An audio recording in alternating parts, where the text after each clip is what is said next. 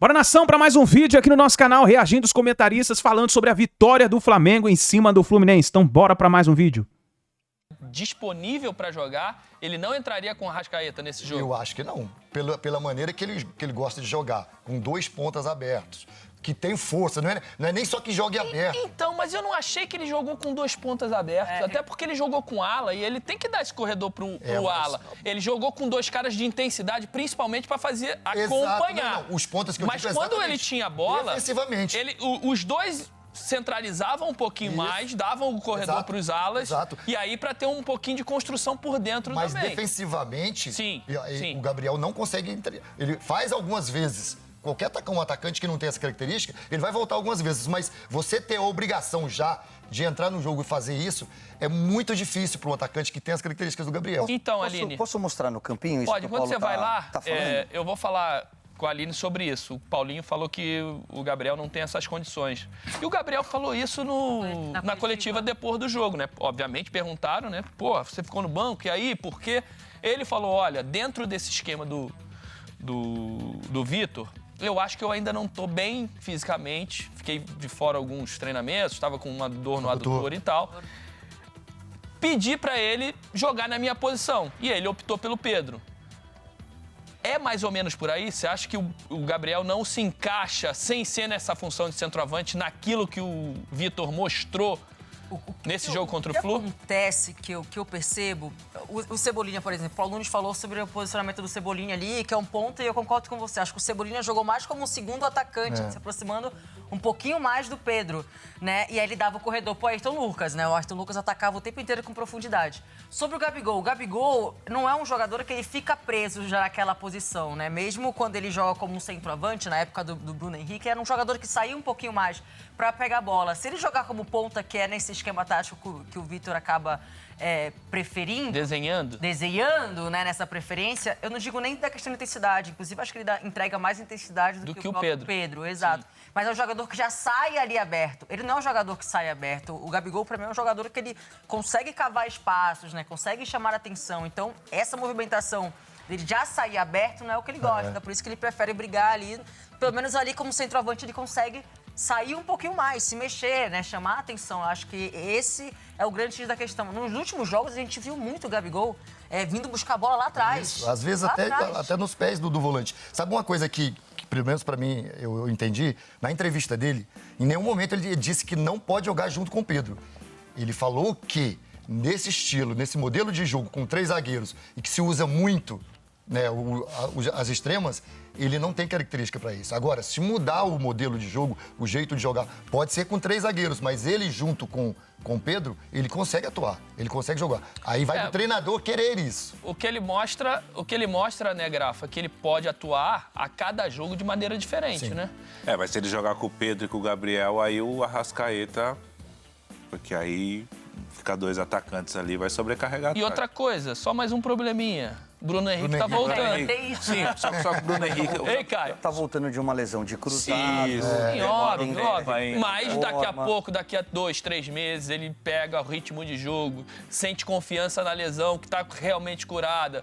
Daqui a 3 meses é homem pra brigar pra ser titular novamente. Eu acho que uma coisa legal é que o Gabigol não fez polêmica nenhuma. Ele foi absolutamente natural. Ele falou, olha, se for pra jogar assim, eu tô muito de acordo com o Paulo. Eu não acho que ele falou ou eu ou o Pedro. Se desse esquema, eu prefiro disputar a camisa 9. Agora, se você mudar o esquema, nós podemos jogar juntos. E aí eu vou mostrar no campinho o seguinte, aqui tá o Flamengo com 3 zagueiros. Posso ir aí do teu lado? Pô, tô com... Pode vir. E aí ele monta uma linha de 4, dando um pouco mais de liberdade para os alas. O Cebolinha e o Matheus França como meias por dentro e o Pedro na frente. Sim. Qual é a questão? Na hora que você ataca, esse lateral se transforma em ala e o Ayrton Lucas, para mim, foi o grande nome do jogo. Sim. Principalmente usando esse corredor. Mas na hora de defender, você se defende com linha de 5. Você traz os laterais para cá e aí sim, aquilo que o Paulo tinha dito. Mas quando ele passa aqui também, ó, quando o Ayrton passa aqui, quando o Flamengo tem a posse de bola, o Cebolinha, aí entra o Cebolinha como um segundo atacante com o Pedro, e o Matheus abre aqui, porque o Varela entra para fazer uma linha de 4. Até porque o Léo Pereira sabe fazer essa função de lateral. E aí você traz aqui, jogou o Gerson e o Thiago Maia, né? Como esses dois homens de sustentação. E aí é uma diferença, é um modelo híbrido que a gente fala, né? É o balanço que você tem que fazer quando você tem jogadores que têm o entendimento do jogo, que podem se defender com linha de 4, empurrando os caras lá pra frente, segurando mais o Varela, porque o Keno joga aqui. E o Keno é o cara do confronto, do 1 contra 1, do drible, do desafogo. E ele anulou completamente porque ele ficou encaixotado. Agora, quando eu falo em 3 zagueiros e se defendendo em linha de 5, aí esses 2 meias que com a bola tem essa liberdade para encostar... bloqueiam a passagem desse primeiro... Esse é o problema do Gabigol. Aí tá o detalhe. Se você puser o Gabigol aqui pra fazer isso toda hora, a lateral, você não precisa ter o Gabigol. Esquece. Esse cara aqui e esse cara aqui, eles têm que ter muito condicionamento físico para fazer esse corredor aqui. Como você pode jogar, aí Aline e principalmente o Grafa, que era da posição. Aline, eu queria tua opinião em relação ao sistema defensivo. Grafa, tá jogando com 3 zagueiros do mesmo jeito, com linha de 4 aqui no meio, com 2 meias aqui. Você quer mudar o esquema e colocar o Gabigol? Traz o Arrascaeta pra dentro e empurra aqui, ó. Faz 2 atacantes. Você mexeu no sistema, você continua, né, Aline, tendo 3 zagueiros aqui e se defendendo eventualmente com linha de 5, o Arrascaeta pra flutuar por trás e 2 atacantes. Aí eu acho... Mas esse primeiro bloqueio você perde aqui nas laterais, né? Você vai perder um pouco. Porque você vai baixar os laterais... E aí, para fazer esse pêndulo aqui, ó, fica um espaço muito grande, que é o que acontecia quando jogava Thiago Maia, Gerson, Everton Ribeiro e o Arrascaeta, né? E aí você tinha 2 atacantes aqui na frente. O que acontecia? O Arrascaeta não é esse homem de lá. Então, para você fazer balanço com 3 para marcar amplitude, fica longe, né? A bola saiu lá, faz esse primeiro bloqueio, vem Thiago Maia, vem Gerson, inverteu pra cá, não dá tempo desse aqui fazer isso aqui, né? Sabe o que não é isso, Aline? Você tem que ter o equilíbrio com o outro aqui. E aí nenhum desses 3 de frente consegue fazer isso aqui E são 3 jogadores que não têm o perfil de dar esse gás, né? De movimentação. Não, são jogadores que têm mais a posse de bola, né? Conseguem segurar um pouco mais. E se porventura conseguirem fazer isso aqui, não consegue voltar já não volta mais, né? Aí não vai entregar aquilo. Faz 2, mas depois disso não consegue mais. O Caio mostrou no bloco anterior do Água Santa. A movimentação tem que ser aquela movimentação, tem que ser a entrega dos alas, senão não dá, sem a bola não consegue. Caio, termina aí, vou voltar pro meu lugar, daqui a pouco tu volta lá. O Flamengo, Caio, o que o Flamengo fazia muito antes, é que o Flamengo ficava muito com a bola.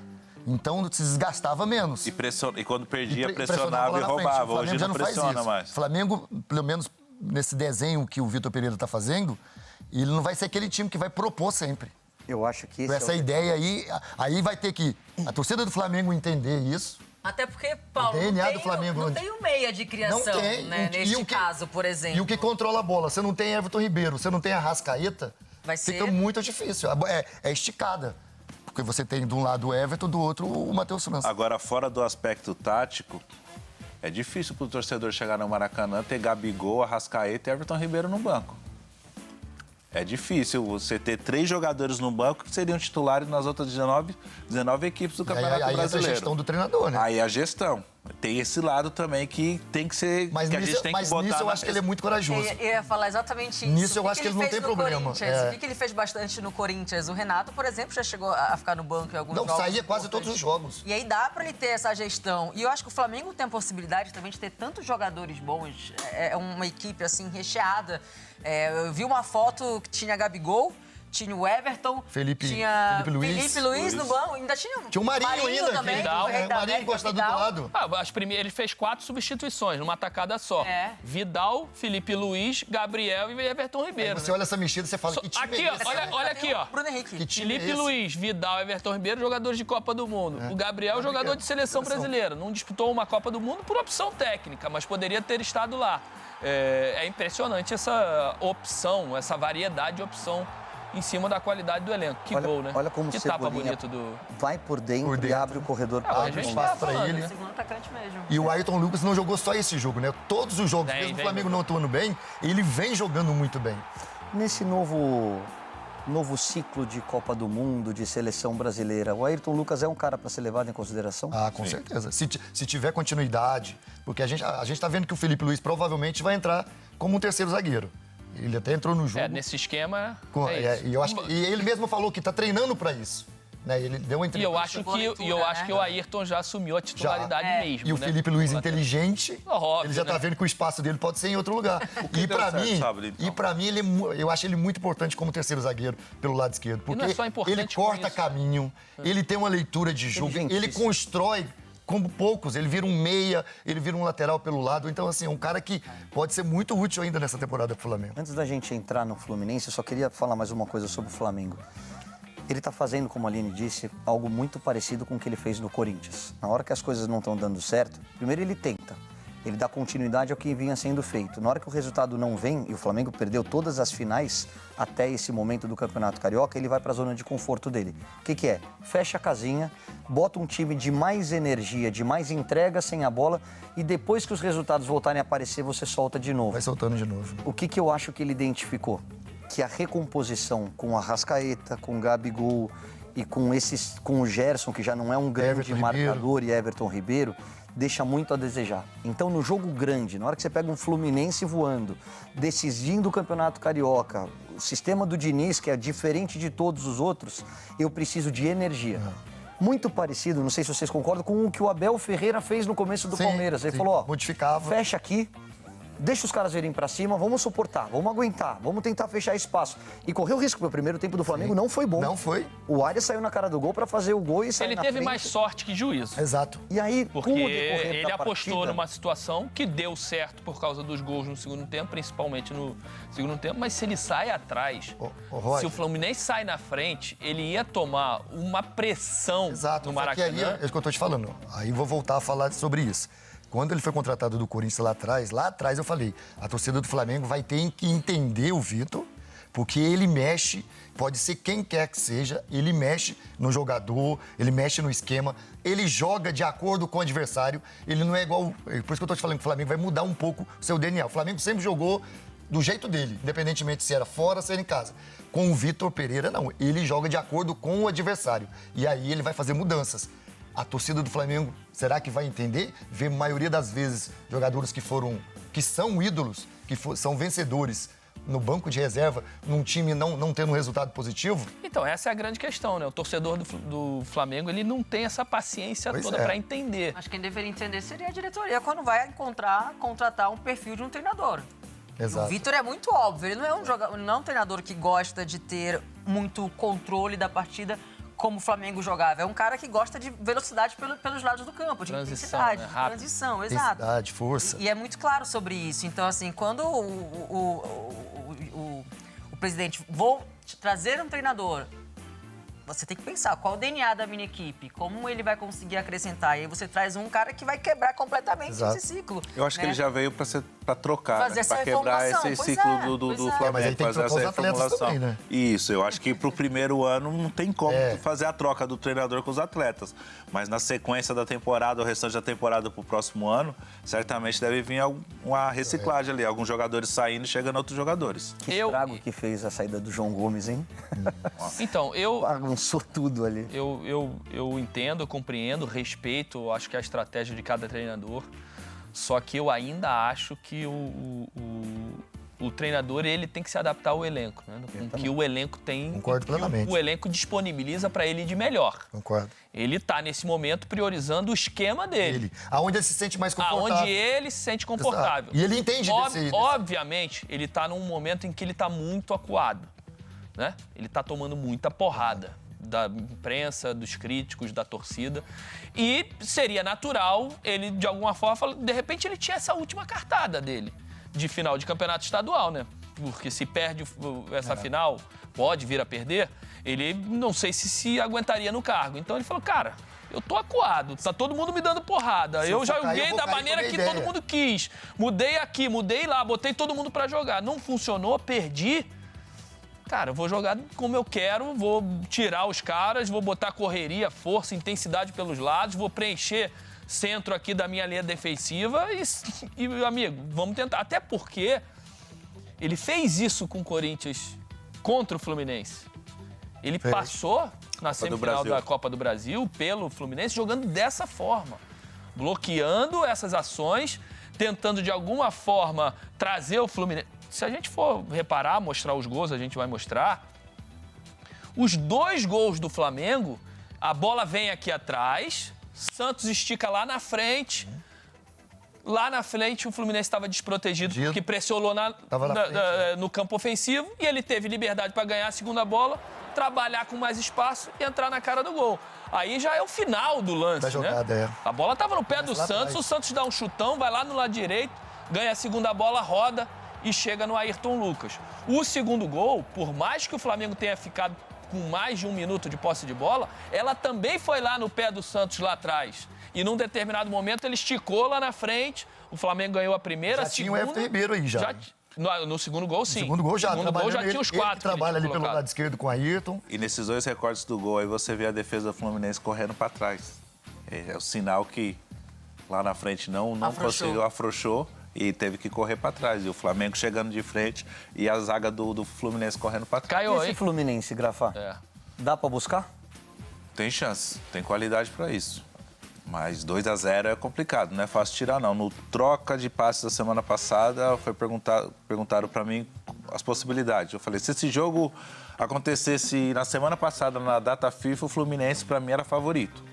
Esse jogo chegou mais equilibrado. E isso se mostrou, né? A pausa da Copa do Mundo, o Flamengo conseguiu o Vitor organizar a casa, mas o Fluminense tem time para tentar reverter isso, sim. Vai depender muito da como os caras vão se comportar no próximo jogo. Acho que do Fluminense, Caio, também, não é que o Fluminense jogou mal. O Fluminense teve o controle, principalmente no primeiro tempo. Foi... Só que o Fluminense não encaixou, normalmente, aquele que faz mais de melhor.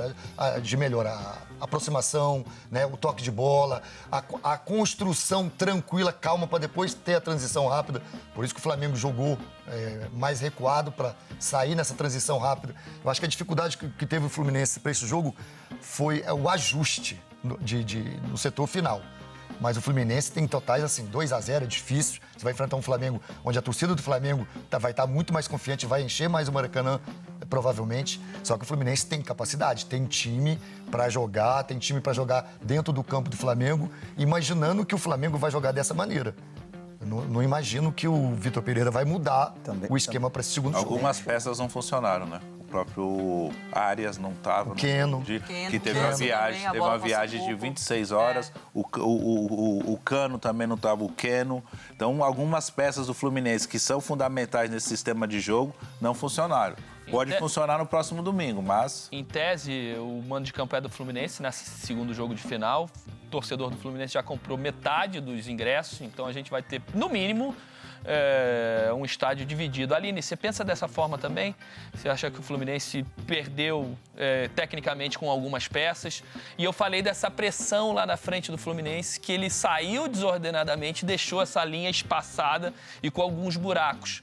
Enxergou assim também, principalmente dessa bola longa? Ele pressiona lá na frente? Eu acho que foi um jogo tecnicamente abaixo dos dois lados. Assim. Não acho que o Fluminense tenha jogado bem e nem o Flamengo, honestamente, né? E acho que o Flamengo conseguiu explorar melhor isso. Acho que o Fluminense tem um time coletivamente que dá gosto de ver, né? A gente fala, nossa, eu tava falando com o Grafa agora há pouco lá no camarim, é um time que dá gosto de ver, é um time que tem uma coletividade, aquele futebol interessante, que joga em prol da bola. A bola é a referência de todo mundo, né? Tá todo mundo do mesmo lado da bola ali e é muito claro sobre isso. Só que não foi bem até os 20, 25 minutos mais ou menos do primeiro tempo, não soube aproveitar. E aí o Flamengo, depois da pausa técnica, o Flamengo conseguiu se adequar. Por quê? Acho que o Vitor Pereira aproximou o Matheus um pouquinho mais do Cebolinha, né, que veio fazer uma função um pouco diferente e acabou organizando a marcação ali. E depois o jogo foi acontecendo. Não foi um grande jogo dos dois lados, na minha opinião. Acho que como individualmente o Fluminense é um time que depende muito dessas peças. O Ganso é uma peça fundamental. O Arias é o cara que mais gera jogo. Não estava no dia bom. O André estava no dia ok, apesar de ter feito recentemente alguns jogos abaixo. Para mim ele foi um dos melhores do time do Fluminense, se não o melhor. Mas aí, de repente, no segundo tempo, o Fluminense perdeu completamente o controle e esqueceu que valiam 2 jogos. E foi isso. Eu acho que é um jogo muito complicado agora pro Fluminense, mas eu acho possível. É um clássico e... eu também tô com vocês. Eu acho que o jogo tá ainda aberto. Eu acho que o Flamengo abre uma vantagem muito interessante. Uma porcentagem maior de favoritismo, sem dúvida nenhuma. Antes de eu chamar teu quadro novo, queria levantar uma bola aqui, mas uma opinião rápida, tá? Então é isso daí, nação. Essas foram as notícias aí do Mengão nesse momento. Então o Flamengo agora se prepara para enfrentar o Alcas do Equador. Vamos ficar de olho aqui. O Flamengo vai fazer treino nessa terça-feira e vamos ver qual vai ser o time que o Vitor Pereira vai escalar o Flamengo para essa partida, estreia da Libertadores da América. Então é isso daí, deixa o seu like, se inscreva no canal e a gente se vê no próximo vídeo.